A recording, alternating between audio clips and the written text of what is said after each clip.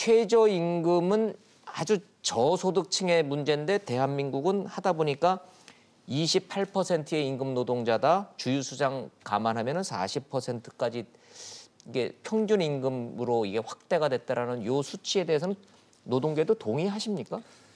이렇게 영향력이 큰가요? 예, 최저임금 하면서 뭐 한 영향을 받는 사람들이 한 500만 명 정도 노동자라 이렇게 되는데 이제 최저임금이 올라가면서 이제 최저임금 산입 범위가 문제가 됐지 않습니까? 네. 그래서 이제 상여금이나 또는 수당에 대해서도 복지후생적 수당에 대해서도 편입할 수 있도록 이렇게 해주고 이런 과정에서 이제 영향은 좀 기본급이 낮고 성과급이라든지 또는 직책수당을 비롯한 수당이 높다 보니까 기본급이 낮다 보니까 이 영향을 받는 데들이 있습니다. 그래서 그런 부분들까지 다 합치면 그렇게 많이 벌 수 있는데 예를 들어서 연봉 5천만 원 이상 받는 사람들이 최저임금 이 대상자가 말이 되냐. 다 누구나 공감하는 내용들을 그래서 그거는 임금 구조가 잘못된 부분이기 때문에 고쳐야 된다 이렇게 봐야 되고 실질적으로 이제 최저임금에 영향을 받는 사람들은 한 전체적으로 500만 명 정도의 노동자로 이렇게 볼 수 있을 것 같고요. 좋습니다. 그 아까 역시, 이제 교수님이 아까 말씀하신 부분에 정부가 개입해가지고 압력넣었다 이렇게까지는 좀 어려운 것 같고 어쨌든 지난번 대선 때 모든 대통령 후보들이 시간의 문제였지만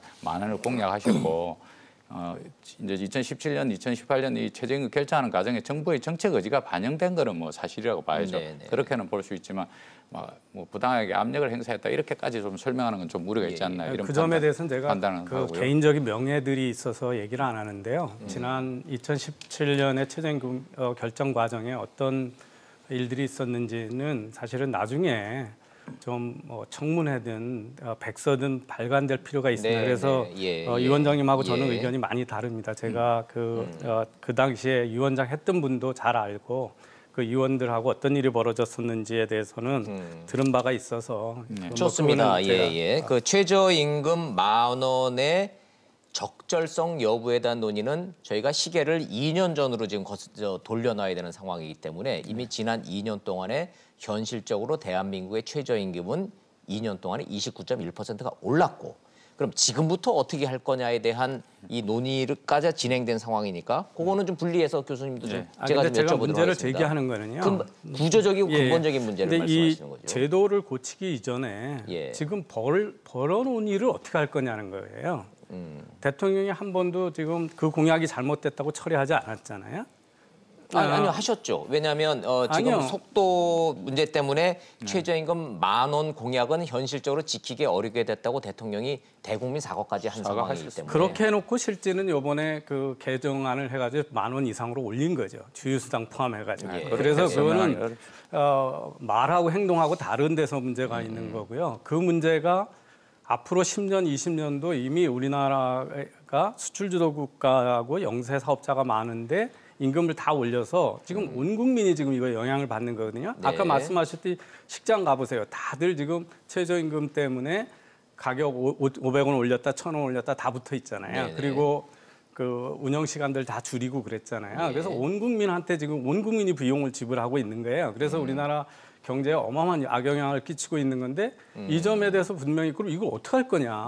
이 점에 대해서는 얘기를 안 하고 이 책임을 제도의 문제로 돌리는 제도도 자기들이 악용해놓고 돌리는 이 점에 대해서는 자기들의 정치적 책임과 이 문제를 어떻게 해결할 건지에 대한 로드맵이 먼저 나와야지 이걸 책임 회피적으로 이 제도 조금 고치는 거 가지고 될 일은 아니라고 생각을 해요. 좋습니다. 그럼 벌어진 일에 대해서 그럼 말씀을 하셨으니까 제가 추가 질문 드리고 그다음에 그 기회를 드리도록 하겠습니다. 그래서 정부가 벌어진 일에 대해서 이 문제를 해결하려고 결정 구조를 이원화로 바꾸겠다라는 이 제도는 최저임금으로 생긴 이 경제적 충격파를 완화하거나 대안이 될 수 없다 이렇게 지금 규정을 하시는 건가요, 교수님? 큰 변화가 없죠. 아까도 얘기했지만 싸움의 장을 2개로 바꿨을 뿐이지 다른 나라가 그럼 어떻게 하고 있냐 하는 걸 볼 수가 있어요. 미국 같은 경우는 연방정부 기준이면은 그 정부가 대통령이 책임지고 결정하고 의회에서 표결을 하거든요. 각 주별로? 아니요. 그거는 연방 그러니까 국가 전체의 기준이요. 연방이 그렇게 한다. 그래서 미국은 이걸 시행한 지가 82년 정도가 됐는데 12번 뺏기 최저임금을 올린 적이 없습니다. 이제 그렇게 정부가 결정하는 방법이 있고요.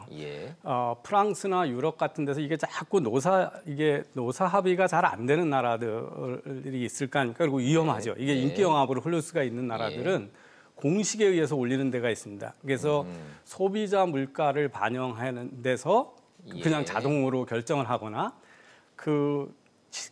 지난해에 그 최저임금 적용 대사가 아닌 사람들의 임금 인상률 예. 그거에 한해서만 올릴 수 있고 특별한 경제 사정에 대해서 조금만 조정할 수 있는 공식에 예. 의해서 올리는 나라들이 있거든요. 네. 그리고 이제 이 노사 바게닝으로 하는 나라들은 아주 극소수의 나라인데 이 나라 이제 우리나라가 지금 제도는 전문가들이 들어가서 조정하게 해놓고는 사실상은 노계에서 바게닝하게 하는 거죠. 그래서 그렇게 바게닝 결과도 정부가 나중에 최종 의사결정을 가는 나라가 많습니다. 예. 왜냐하면 국가 정체에 영향력을 행사해야 되는데. 근데 우리는 문제는 뭐냐면 최저임금위원회에서 결정이 되면 대통령도 못 바꾼다는 거예요. 국회도 네. 못 바꾸고 네. 여기가 최종 결정권이거든요. 그런데 이렇게 하는 나라가 어떤 나라들이냐 하면 바게닝주로 하는 나라가 아주 노사관계가 좋은 신뢰에 있는 나라들이 그렇습니다. 독일 이런 나라가 그렇게 하죠. 근데 독일은 이걸 산업별로 합니다. 그러니까 왜냐하면 산업별로 지불 능력이 다 다르잖아요. 예, 산업별, 업종별, 지역별로 차등 지급이 보장된다는 거죠. 하게 되고요.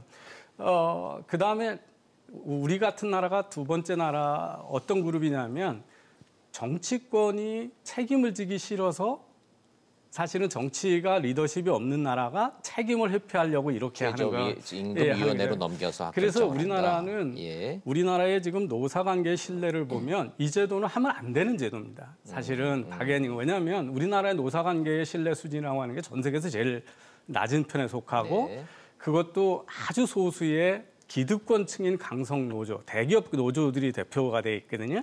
그래서 이들은 이미 사실은 자기들은 적용 대상도 아니에요.